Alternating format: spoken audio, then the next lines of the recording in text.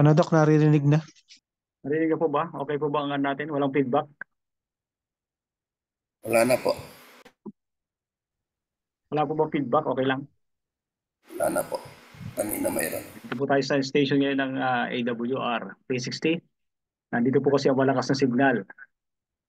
At ginagamit ko itong aking headset para mas marinig ko rin po kayo. Okay? Thank you, Doc Ray, sa introduction kanina. Dito po sa ating subject.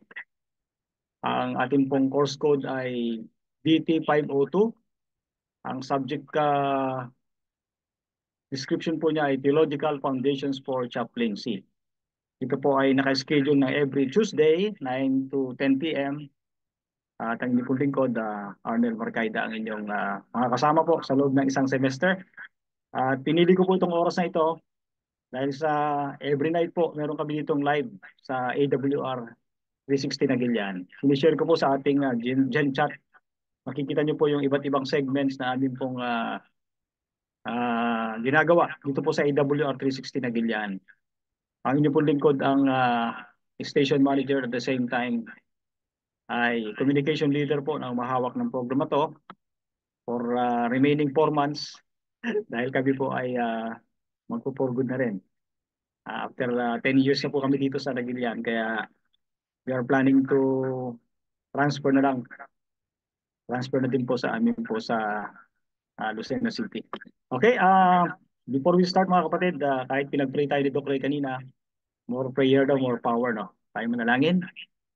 Mapagmahal namin amang nasa mga langit, salamat po ng marami. Narito kami muli sa amin pong pag-aaral dito sa masteral course, Theological Foundations for Chaplaincy. Aming dalangin na patuloy na pagkaloob niyo po ang Banal na Espiritu na siyang gagabay sa amin, magbigay sa amin ng mga inspirasyon, ng wisdom upang patuloy po namin mapag-aralan ang mga prinsipyo at mga biblical foundations na magbibigay sa amin po ng inspirasyon sa aming paggawa bilang inyong mga lingkod as chaplains sa corporate community. Maraming salamat po sa pagdinig sa inyong panalangin. Kapayapaan at katahimikan ang siyang mapasa amin. At ipagkaloob rin po ang magandang internet signals para sa lahat ng aming mga professors and students na nandito po ngayon nakakonect sa aming pong virtual classes. Sa pangalan po ng aming Panginoong Yesus. Amen. Okay, lahat po ba ay gising pa? Amen. Yes. Pakitaas nga po ang kamay ng mga gising pa. Click nyo po yung ano. Yes. Gising pa po, Andito Doc. ba si Pastor Pableo? Pastor, pwede ba paki-screenshot mo yung mga... Yes, Yan. sir. Titingnan ko lang kung gising pa yung nasa likod ng mga account na nandyan. Pastor Pableo, ina-appoint ko po kita na makiusap po kami na paki-screenshot niyo po at i-post niyo po sa... Bigyan Opo, natin ng 5 sige po. points agad na introductory bonus. Ang lahat ng mga Sige po, sige. nag-hands up, nag-raise ng kanilang hands dito sa ating pong pinakahuling subject sa masteral course natin. Welcome po at thank you so much Doc Ray sa inyo pong biyaya na nag-offer muli ng fast track at yung mga graduate ng bachelor's degree, especially sa theology. Andiyan po ang aking kaibigan, Pastor Pableo Pistolante, na na-invite po natin dito na mag-enroll. Ngayon po, invite na rin sa masteral degree course dito sa MSDIB. Ano po? Meron tayo ngayon na 24. Dalawa yata ang account ko dito, no? Okay. Welcome po sa inyo lahat at magandang gabi sa inyong lahat. Magandang gabi, magandang umaga o tanghali. Kasi international po itong school natin. Possible na sa ibang timeline ay iba rin ang kanilang oras ngayon doon. Okay. Ngayon po, introduction pa lang naman. Ibigay ko lang po sa inyo ang overview katulad ng ginawa ni Doc Ray kanina. Ibigay ko lang muna po sa inyo ang course outline natin kung ano bang ina-expect natin for this full semester. Itong picture pong ito ay yung katatapos naming activity last January. Last month lang po ito. Kung saan po ay may isang activity na ginawa po sa BGNP, San Mateo, Isabela. Kami po ay naglingkod. In-invite kami ni Chaplain Lieutenant Christopher Macam sa inorganize po nila na gift giving, moral recovery, feeding program diyan po sa BGMP San Mateo. Ito po yung kanilang assistant warden, no? Si SG02 ba ito? Ablang. Baliktad kasi ano, naka-front cam ito eh. Okay, mga kapatid,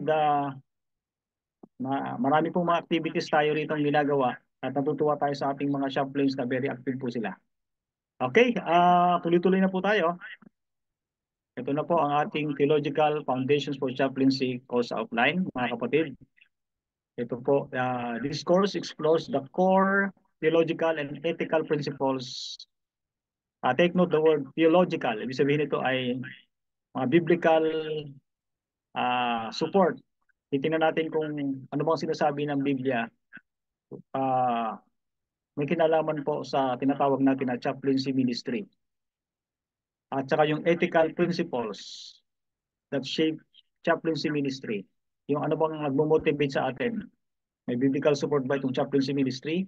Ano mga ethical principles na dapat natin matutunan sa bilang naghahanda para sa corporate work dito po sa ministry po ng chaplaincy.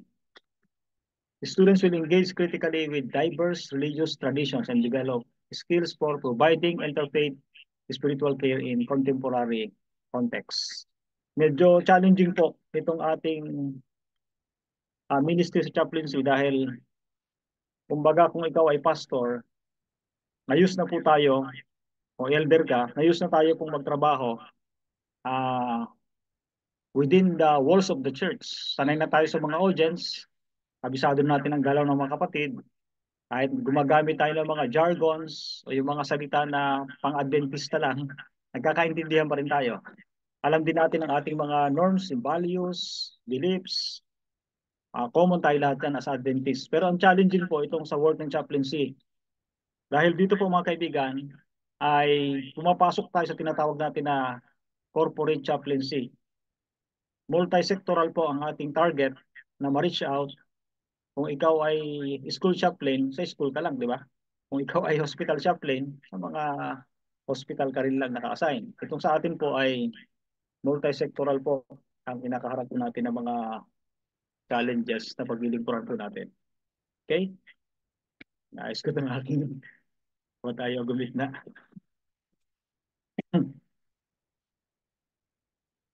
Ano po ang course objectives ng ating pong subject na itong Theological Foundations for Chaplaincy? This course explores the theological, okay na po ito. Okay. Ito po yung mga course objectives natin. Analyze the historical and theological foundations of chaplaincy ministry. I-analyze po natin ito. Theological and historical. And then identify key theological and ethical principles relevant to chaplaincy practice. Number 3, to develop an understanding of major religious traditions and their approaches to spiritual care. So dahil nga po tayo po ay harap tayo sa different sectors outside the walls of the church, malaki po ang hamon dahil kailangan nating pag-aralan ang mga different beliefs and values, mga traditions sa iba't ibang mga different group of religion or religions and sectors, di ba? Kasi pag-aaralan po natin, medyo challenging po talaga. Okay? Makikialam na tayo ngayon. Aralin natin yung mga different beliefs and principles o kaya values na dala-dala po nila para makapag-ministeryo po tayo ng mas effective sa mga hindi natin kapanampalataya. Number 4, cultivate skills for providing compassionate and interfaith spiritual care in diverse setting. Medyo talagang challenging po dahil i-apply natin yung tinatawag natin na compassionate service. Christ-like Christ-like service ito compassionate, di ba? And then isa pa rito challenging na term ay yung interfaith spiritual care. Kumbaga parang isipin natin ano pa bang pakialam natin sa ibang member na ibang sekta. Meron naman tayo sariling grupo ng mga mananampalataya sa ating church. Makikialam na tayo ngayon. Hindi para sila ay hikayatin agad-agad, kundi ipakita sa kanila ang pagmamahal ng Panginoon at tulungan sila sa kanilang anuman ang kanilang religious affiliation. Handa tayong tumulong po sa kanila. Dahil tayo po ay mga chaplains, concerned tayo sa mga spiritual welfare po nila regardless of their religious beliefs or affiliation. Kahit mga Buddhist sila o member ng iba't ibang mga sekta, ay nandun pa rin tayo. Even the atheist, di ba, yung mga atheist na hindi niniwala sa Diyos, pag-aaralan po natin yung mga approaches, paano natin ministeryuhan sila, how to encourage them in times of bereavement or in times of crisis. At ito namang maganda po dahil sa chaplaincy ministry, habang tayo po ay pinapractice natin yung tinatawag nating presence and support, kahit na hindi natin iniisip na sila yung mahikayat, napapalapit ang loob ng mga tao na yan sa atin. At time will come din, darating sa kamalayan nila na magtatanong din sila kung ano bang ating pananampalataya, bakit too much concern tayo sa kanila kahit hindi natin sila kapaniwala o kaya ay kapananampalataya. And then articulate a personal theology of chaplaincy rooted in religious and ethical frameworks. Tandaan natin, ang basis po ng ating pong uh, pag-aaralan dito ay personal theology of chaplaincy. Nakaugat po ito na tinatawag nating religious and ethical frameworks. Yan po. Kahit na tayo po haharap sa mga hindi mananampalataya, ang dala pa rin natin po ay ang ating pong motivation pa rin ay naglilingkod tayo at ginagawa natin ang lahat ng bagay na to para sa ating Panginoon. Amen po ba? Amen po ba? Amen. Pakibabaan nyo na po yung mga kamay nyo. Kasi baka mamaya may gustong magtanong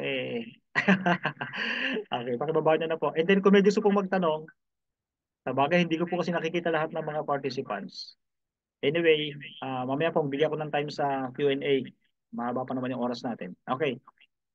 Next po, ito po yung ating module number 1. Thank you, Pastor Pableo Pestolante, doon sa pag-screenshot at sa pag-share po ng picture ng ating mga attendees po ngayon. Okay, may 5 points yung ating mga tumaas ang kamay. Ibig sabihin, gising na gising pa sila at this point of time.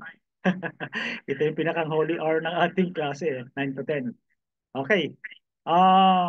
Ito po yung ating Introduction to Chaplaincy Module 1. Hindi ko na nailagay dito yung by week. Ano po? By week. Basta ang goal natin, matapos natin lahat itong Module 1 to 6 po yata. Tingnan natin. Sige po. Ang number 1 po na tatalakayin natin sa Introduction to Chaplaincy ay Definition and Types of Chaplaincy. So dahil tayo po ay corporate chaplains, pag-usapan natin na how to minister sa mga healthcare institutions, sa mga hospital, hospice, sa mga nandoon yung mga pasyente na kailangan ng ating presence, sa mga military camp. Yan. Ako po ay connected dito sa PNP at doon sa BGMP. Malimit kami po ay na-invite, especially sa Philippine National Police. Last January lang po ay na-invite ang inyong lingkod na maging guest speaker po sa kanilang 30th ethics 30th celebration ng PNP, yung Ethics Day nila. At ako po ay natutuwa dahil ang invitation po ay galing doon sa kanilang PNP Chief, Police Major. Yan po, close friend po natin yung Police Major dito sa lugar po ng Naguilian. Ikalawa mga kaibigan ay History and Evolution of Chaplaincy Ministry. Tingnan natin yung historical background, paano pa nagsimula ang chaplaincy. Anyway, tinatalakay na ito natalakay na ito ni Ma'am Lieutenant Colonel Lea Madrid, ang ating National Director. Pero dito sa ating masteral, tatalakayin ulit natin yung mas updated pa na mga historical account ng chaplaincy, and then tingnan pa natin yung mga ibang background. Pwede rin pong maulit ang iba po naman ay may mga references pa tayong idadagdag natin, mas malalim na pag-aaral po natin, dahil ito po isang masteral level na po ito. Okay, number 3, the role and function of chaplains in contemporary society. Medyo talaga kung isipin mo, ano ba talagang role natin at function sa bilang chaplain sa contemporary society? Maraming problema ang mga tao. Sabi ng isang nag-aaral sa pagka-chaplain, sabi niya, ang dami ko nang problema. Iisipin ko pang problema ng iba. Natawa ko na narinig ko po yun. Sabi niya, ang dami ko nang problema, personal. Pati isipin ko pa yung problema ng iba. Pagkatapos na raw makinig ng problema ng iba, mabigat na rin yung dibdib niya. Yan. Kaya how to handle this kind of those kind of situations, mga kapatid. Ethical and legal considerations in chaplaincy practice. Pag-usapan po natin yon. Hindi sa module 2, theological foundations of care. Ano bang sinasabi ng Biblia? Paano tayo mangangalaga? Ang atin bang dapat lang na palingain at alagaan ay yung mga kapananampalataya o pwede rin tayong tumawid ng bakod sa kabilang bakod para makialam sa buhay ng may buhay, para tulungan sila sa maka-cope up sa mga pinagdadaanan po nilang challenges sa kanilang buhay.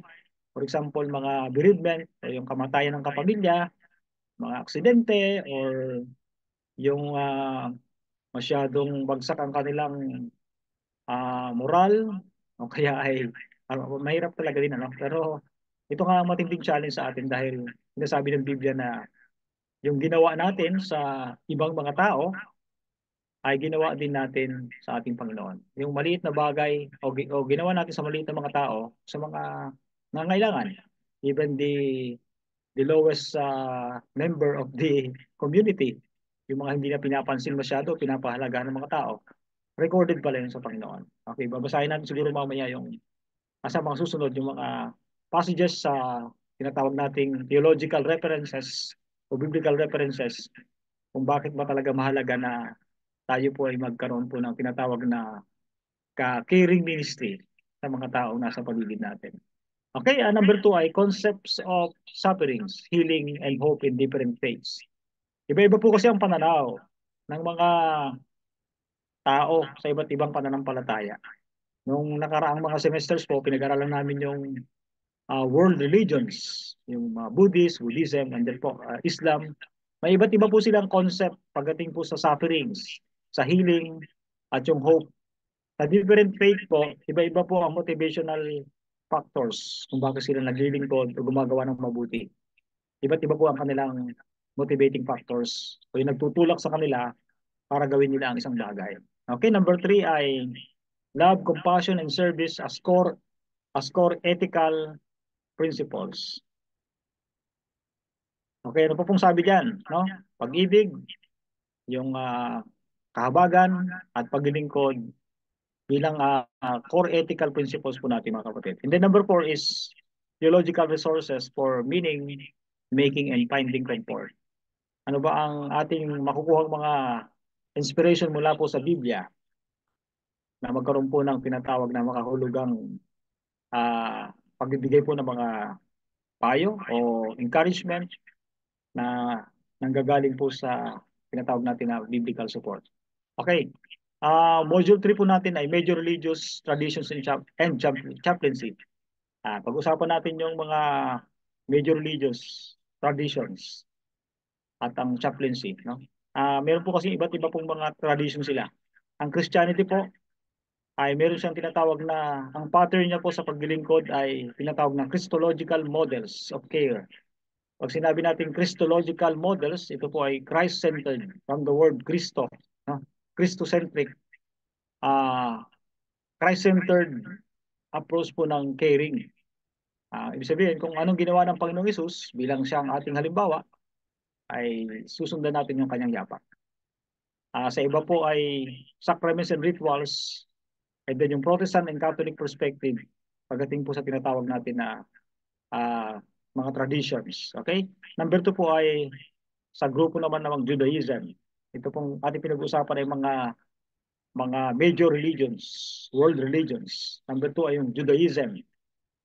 Pag-uusapan natin yung Jewish concept of health, illness, and healing. And din yung importance of community and tradition. Sa Islam naman ay yung Islamic principles of spiritual well-being, prayer and rituals, respect for religious diversity. Number 4 ay Buddhism. Pag-usapan natin dito yung 4 noble truths and the role of mindfulness, compassion, and non-attachment in spiritual care. And then yung number 5 is Hinduism. Meron silang tinatawag na Dharma, may tinatawag na Karma. Diyan natin nakuha yung Karma eh. Yung sa atin naman sa Christian version yung Karma ay divine judgment. Kapag gumawa ka ng mabuti, bumabalik din ang mabuti. Kapag gumawa ka ng masama, bumabalik din ang masama. So yung karma ang tawag nila. So in spiritual practices for transformation and well-being. Okay, sa module number 4 po natin, number 4? Opo, tama. Module number 4 po, ay nandito po yung developing interfaith competency and sensitivity, navigating religious pluralism and respecting diverse beliefs. So, nandito po yun, ano? Yung tinatawag natin na interfaith competency and sensitivity. Yun nga po, medyo maingat tayo dito. Pagdating po sa tinatawag natin na interfaith competency at sensitivity, navigating religious pluralism and respecting diverse beliefs. May mga kliyente tayo o kaya mga taong magiging subject ng ating paglilingkod na hindi naniniwala sa panalangin. So anong approach ang gagawin natin? Ipag-pray mo siya dahil may sakit. Paano kung hindi naniniwala sa panalangin?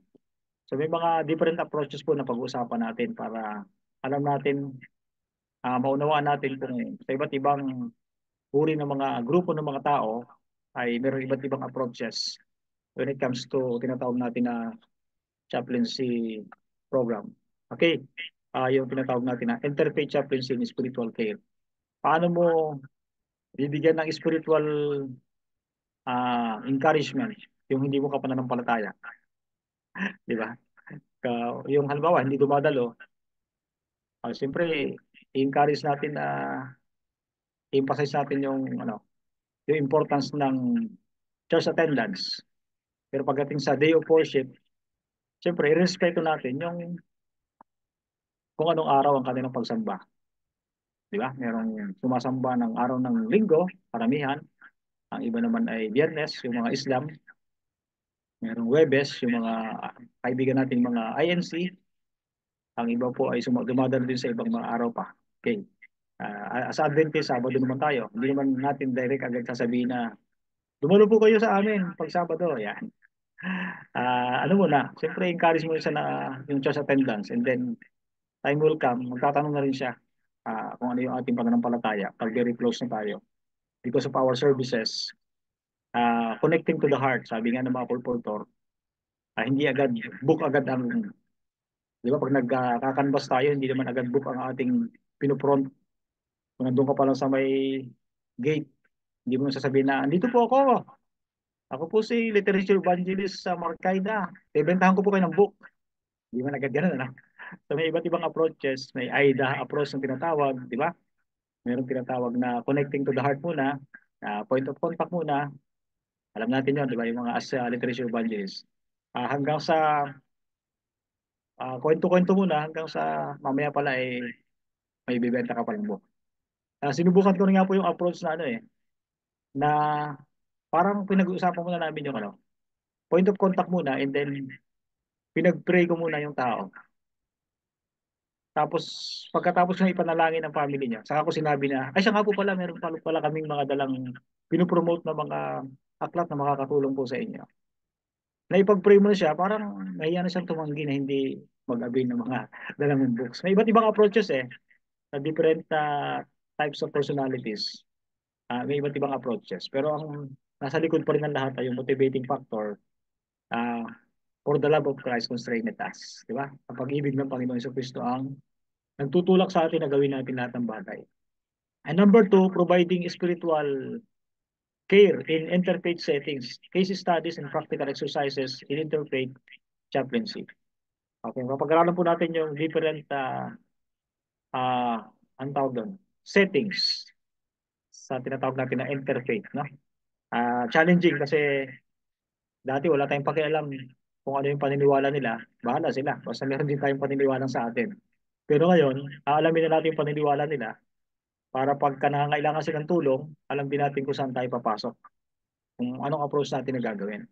So module number 5 is personal theology and professional identity. Yan po mga kapatid ang binabanggit na. Number 1 is articulating personal theology of chaplaincy informed by religious and ethical values. Number 2 is exploring the call to chaplaincy and developing a sense of vocation. Tingnan niyo po mga kapatid yung ethical values ay binabanggit ulit dito. And then yung exploring the call to chaplaincy and developing a sense of vocation. Minsan nga iniisip ko rin Since ako po dito, ayan na, magko-for good na ako dito sa last na assignment ko dito, 10 years na po kami rito ni Mrs. nagtatrabaho. Si Mrs. ko po ay as a Adventist educator o teacher. Ang yung lingkod naman ay dito sa pastoral work, and then na humahawak po ng 5 department kasama po ang communication at under po niya yung AWR, Adventist World Radio na ganyan. Ngayon iniisip ko na dito po, sumasahod ako dito. May sweldo ako dito regular. Pero dun sa pagdating sa mag-for good na po ako dito, parang iniisip ko din na ikakarir ko din yung chaplaincy ministry. Pero iniisip ko, ang Panginoon ang magpapasweldo sa akin kasi hindi na ako employed. Kumbaga ako gagawa para sa Panginoon, ang Panginoon ang bahala mag-sustain. At nakakatuwa din naman dahil sa chaplaincy ministry, sa dami po ng mga taong pinaglilingkuran natin, ang Diyos din nagpapasweldo talaga. May mga binibless tayo, kaya ay mga nagpapablessing ng bahay, or yung opisina, o sasakyan, na kahit hindi ka humihingi, may mga nag-aabot na talaga nakapangalan pa sa'yo. Yung mga ganong blessing. Pero hindi na motivation natin. Ang Diyos po ang nagsusustain ng kanyang gawain. So bahala po ang Panginoon, basta kung ang inisip natin lang ay sa chaplaincy ministry, makikialam tayo sa buhay ng iba. Tapos wala naman tayong sweldo, volunteer tayo rito. Tandaan natin tayo naglilingkod sa ating Panginoong Hesus at siyang bahala po mag-sustain sa atin. Amen po ba? Ay, tulog na yata. Amen. Yes po. Thank you very much. Okay, tuloy po tayo. May oras pa naman. Exploring the call to chaplaincy and developing a sense of vocation. Yung pong tinatawag na sense of vocation, yung maramdaman natin na ang once you are ordained chaplain, maramdaman mo na meron ka talagang calling. Na-ordain ka nga eh. In-ordain ka nga ng Panginoon eh. In-ordain ka nga ng Panginoon para sa isang specific ministry. Kaya nga po, mga kapatid, kung may mga bata-bata pa tayong mga kasama rito, pwede pa rin naman kayo mag-apply kasi in demand po ang tinatawag na chaplaincy work. Dito nga lang sa Pilipinas kasi, hindi pa masyadong oriented ang mga tao pagdating sa chaplaincy. Pero sa ibang bansa, talaga po nakita nila po ang need ng isang chaplain sa isang corporate setting, mga kapatid. Guys, sa kumpanya man yan, sa opisina yan, sa mga military camps, kailangan po talaga nila ang chaplain. Kasi sa study po, ay nakita na mas productive pala ang isang organization na may chaplain. Kasi siyempre, bakit maraming absentees sa mga kumpanya? Dahil sa kanilang mga yung mga issue sa pamilya o yung mga bisyo nila, no? So, kaya maraming absentees o kaya mga broken-hearted. Kailangan talaga ng chaplain para merong mangangalaga sa kanilang mga pangangailangan po sa isang spiritual counselor, or para ma-process po yung mga pinagdaraanan po nilang mga psychological, emotional, and spiritual challenges sa buhay po nila. So nandiyan po yun, no? Number 3, maintaining professional boundaries and self-care practice. Mapanatili daw po yung tinatawag nating professional boundaries and self-care practices. Siyempre, sa pag-practice natin as chaplain, hindi sa sala ma-encounter din natin yung mga ibang chaplain sa ibang pananampalataya. So, meron tayong tinatawag na professional boundaries. Meron ding mga pastor sa ibang sekta. Kahit Adventist po tayo na chaplain, hindi naman tayo makikipag-debate sa kanila sa mga pagkakaiba-iba ng pananampalataya. Actually nga po, pagka chaplain tayo, hindi po sa ating pagka-practice bilang chaplain, hindi po doktrina o religion ang dala po natin. Hindi yung paglilingkod na nagmumula po sa ating Panginoong Hesus. Presence and support. Yung makita lang nila tayo, nandyan tayo, at sumusuporta tayo, malaking tulong po yon. Moral support, malaking tulong po sa kanila yun. Kahit hindi tayo nagsasalita, kung may mga taong namatayan, nandun lang yung presence natin, matakas po yung buhay ng mga tao. And then number 4, reflection on chaplaincy, roles and future career possibilities. So, siyempre, pag-aral na natin dito, mga kapatid, yung roles and future career and possibilities po being a chaplain. So, malaki po ang challenge at nakaka-add ng moral at ng inspirasyon na kapag ikaw po yung ordained chaplain, parang hindi ka na talaga nahihiya kahit anong level ng mga tao yung nakakarap mo. Compared sa dati lang na ginagawa natin. Di ba? Malaking bagay po yon. Dahil confident tayo na tayo po ay chaplain, alam nila pag chaplain, ito ay walang walang ang tinatawag na less po yung less yung takot ng mga taong ibang sekta na tawagin tayo na maglingkod sa kanila. Kasi kung pastor ka ng isang pananampalataya, particular religion, yung mga ibang sekta, mahiya naman tawagin ka dahil pastor ka ng ibang sekta, bakit may pari naman kayo? Kasi minsan kinakadyawan bakit yung pastor ng Sabalista ang tinawag nyo? May pari naman tayo. Yung mga ganyan, yung mga conservative di ba? Ay isang sagot naman, ay may bayad kasi yung mahirap i-invite si father. Mas madali mag-invite ng pastor ng Adventist. So, kaya mas madaling i-invite si Chaplain. Madaling siyang mag-response sa invitation. Yung ibang, meron nga po kaming napaglingkuran, 9 days ay binurol po yung isa sa mga pioneer po na namatay. Methodist sila. Pero ang in-invite na mag-service ng siyam na gabi, mga Adventist. So, palit-palitan kami, pati mga elders. Ang tanong namin, bakit? Pero yung isang anak niya ay Diakonesa natin. Pero yung the rest ng mga pamilya, Methodist, yung father nila, ay pioneer dun sa lugar sa San Mateo. Tataka kami bakit kami yung in-invite nila na mag-service ng 9, siyam na gabi. Ang sagot sa amin isang anak, wala po kasi kaming pera. May bayad po sa amin pag yung pastor ang in-invite. Ay mabuti po at pumayag yung pastor niya na ibang sekta mag-service sa family niya. Wala daw problema sa kanila. Kasi choice nila. So may mga ganun palang instances na sa atin, kumbaga sa atin, pagka namatay, iserbisyuhan natin, di ba? Kahit gabi-gabi tayo naglilingkod dyan. Libre, di ba? Pero pagdating sa ibang sekta pala, may bayad. Meron pa nga ibang sekta ng panampalataya, may package pa sila. Pagka daw siserbisyuhan sa bahay, hanggang sa simbahan, hanggang dun sa paglilibing, sa sementeryo, ay dun sa graveside. May package sila na sinusunod. Kakaiba, no? So, ginawa na talagang business po ang Anyway, hindi natin sila masisi. Baka kung walang tithing system sa kanila, baka yun ang source of income nila. Sa atin kasi kaya halos lahat ng mga services ay libre dahil sa meron tayo tinatawag na tithing system. Ang ating mga pastors ay sumusweldo through our tithes, no? Our tithes. So, ganyan po mga kapatid ang sistema. Kaya pag-aralan din natin kung paano ang mga beliefs and mga traditions, principles na dala-dala po ng iba't ibang mga tao sa grupo ng kanilang iba't ibang mga sectors. Napakalawak ng ating trabaho na po. So, ito pong ating module number 5, Personal Theology and Professional Identity. Ito na po yun, no? Active participation in class discussion and activities, mga kapatid. Ito po yung ating course requirements, no? Number 2 is weekly reflection and case studies. Di bali, huwag kayong mag-alala po. Hindi po natin gagawin weekly ito, siguro kahit monthly na lang ito. Kasi alam ko po marami pa rin kayong mga requirements sa ibang mga subjects.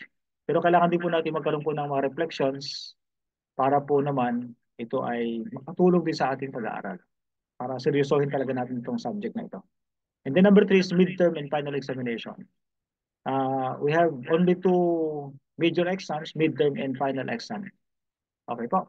And then number 4, meron tayong research paper on a specific topic in theological foundation of chaplaincy. Di bali po, hindi namin kayo masyadong papahirapan. At least ang goal lang natin dito ay matuto po talaga tayo. At the end of the semester, natutunan talaga natin ang theological foundations for chaplaincy. Okay, ito po yung grading system natin. Ang class participation po is 20%. Ang assignment and case studies po, 30%. Ang midterm exam po ay 20%. At ang final exam po ay 30%. So, total of 100%. Huwag niyo pong imimiss ito para po sigurado po na makapasa po tayo dito sa ating subject, Theological Foundations for Chaplaincy. Okay, maraming salamat po. Yan lang po ang aking discussion ngayong gabi. Kung may mga tanong po kayo, clarification, this time is for Q&A portion na po.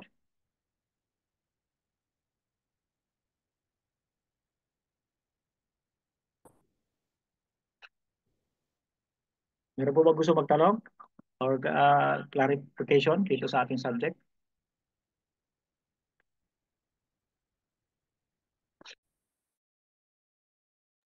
Kung inaantok na po kayo, ay pwede na tayong magpaalam siguro ng ano. Hanggang dito lang po tayo para makapahinga rin po kayo. At alam ko po ay bukas marami pa rin kayong mga trabaho. Dapat 10 o'clock nakatulog na tayo, no? Okay, we have 23 attendees. Teka po, may mga chat dito. Kaya, tingnan ko lang po baka meron ka lang. Okay.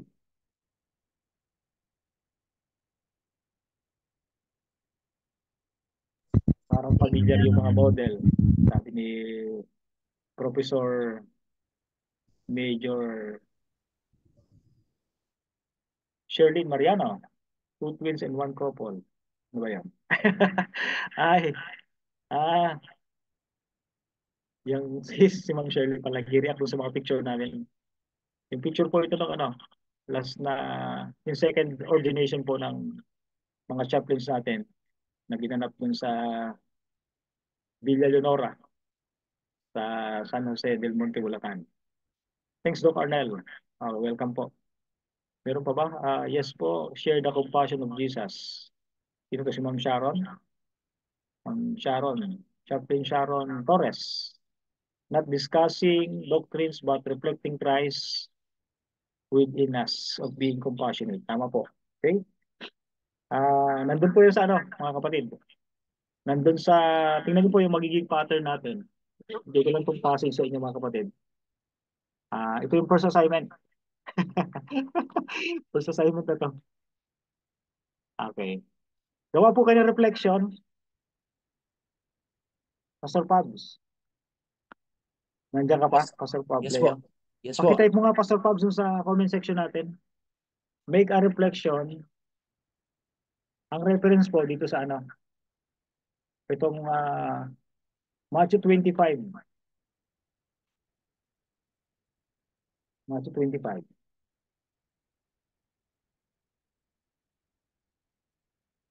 Kahit ano lang po. Kahit 100 words lang po. I-send nyo lang po sa akin. Matthew 25.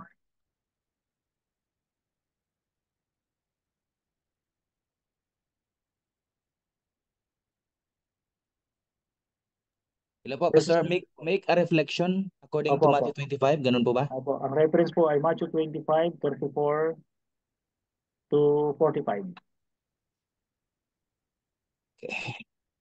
Tingnan niyo po, ano, make a reflection about the passage. Matthew Okay. 25, 34, verses 34 to 46. Gawa lang po ng ano, reflection yung importance ng involvement sa tinatawag nating caring ministry o yung related sa ating ministry ito eh. Itong caring ministry. Yung pagkakaiba ng ano, pagkakaiba ng nag-involve saka hindi nag-involve dito sa caring ministry po na binabanggit sa passage. Ano po yung ating matututunan dito sa passage na to? Para magkaroon po ka ng advanced reading kasi matatalakay pa natin sa mga susunod po natin discussion sa ating pong klase. Make a reflection about the passage, Matthew 25, verses 34 to 46. Yan po yung tala ng pag-ibigay ng Panginoon ng reward doon sa isang grupo at doon sa isang grupo naman ay parang ano yun, sumpa. Sumpa ng Panginoon. Okay, gawa po tayong reflection at emphasize natin yung importance ng involvement. Kung gusto niyo po magbigay ng example, personal example niyo po o experience doon sa pag-i-involve niyo rin po sa ganitong klase ng ministry, pwede niyo pong ano, isama doon sa inyong reflection. Minimum po 100 words. Minimum 100 words. Okay na po. Wala na pong clarification. Thank you, Pastor Pabs. Okay po. Thank you po, Pastor. Thank you, Pastor Pabs, sa pag-assist. May tanong po kayo? Clarification? Ano po yun, Matthew? Saan po yun, Matthew? Matthew chapter 25, verses 34 to 46. 34, 36. Okay po. Opo, make a reflection about the relevance of involvement. Involvement to caring ministry. Kasi caring ministry ito eh. Related po yun sa chaplaincy ministry. So yung mga theological foundation, bakit kailangan natin gumawa? Pwede naman tayo mag-serve tayo sa iba't ibang sector na hindi tayo chaplain. Pero ano bang relevance?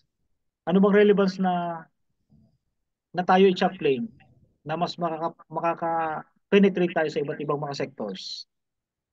Ano bang relevance na meron tayong ranggo o may uniform tayo o meron tayong daladalang degree na tayo ay nag-major sa chaplaincy ministry compared sa tayo lang po ay hindi nag-training sa chaplaincy ministry?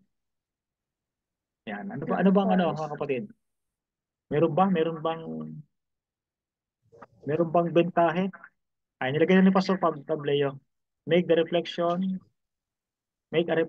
about the passage Matthew 25:34 to 45. Emphasize niyo po yung relevance ng involvement. Emphasize the relevance of involvement in God's Word. Yan. Community service yung nakalagay kasi dyan. Makikita po ninyo dyan sa passage na yan kung ano po ang ina-expect talaga ng Panginoon na gawain ng mga naglilingkod sa Kanya. Okay? Lahat naman ay pwede maglingkod, di ba? Lahat ng kaanib ng church ay pwede maglingkod. Pero itong sa chaplaincy ministry po, may ibang calling tayo. May iba tayong calling dahil tayo po yung magiging frontliner ng Panginoon sa different sectors ng ating community. As ordained corporate community chaplain, confident ka na ikaw ay ordained chaplain, kahit tawagin ka sa different sectors, pwede kang magtrabaho para sa Panginoon. And then ang ating goal, mga kapatid, sa lahat ng ating ginagawa, all for God's glory. We are just an instrument of the Lord Jesus to continue yung ministry niya na hindi pa actually natapos. Natapos niya yung kanyang ministry sa panahon niya. Pero dahil nagtuloy-tuloy pa ang buhay ng mga tao, of course, ang gawain ay tuloy-tuloy pa rin hanggang sa pagbabalik ng ating Panginoon. Okay po. Thank you, Pastor Pabs. Make a reflection about the passage, Matthew 25:34 to 45. Ilagay niyo po ay emphasizing the relevance of involvement. Salamat po. Kung wala na pong ibang gustong magtanong or clarification, magpaalam na po tayo. Nakasave pa tayo ng mga 10 minutes. Sino po ang gusto mag-volunteer na mag-pray?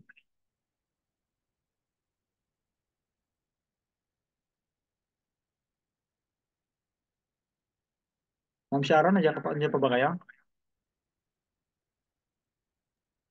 Yes po. Yes, Ma'am Sharon, paki-pray na lang po. Closing prayer na po tayo. Okay, tayo manalangin.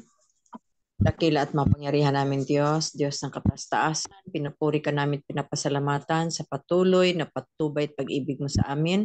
Salamat Panginoon sa pagkakataong ito na patuloy mo kaming pinapatnubayan upang patuloy namin pag-aralan at maunawaan ang patuloy na ministeryo na inatang mo sa aming mga balikat na ito ay aming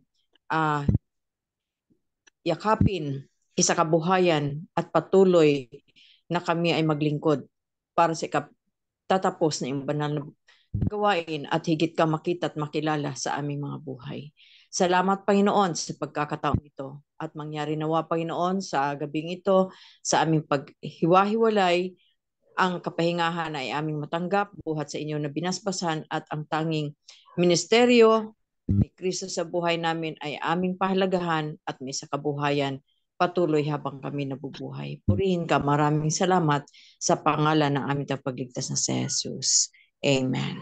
Amen. Thank you so much po for attending our class. I would like to greet Dr. Ray Letran, Major Manilin Alcazar, Chaplain Sherlyn Mariano, Lieutenant Moises Pajardo, Professor Carmelita Ramat, Professor Sherlyn De Mariano, si Lieutenant Sharon Torres, Thank you.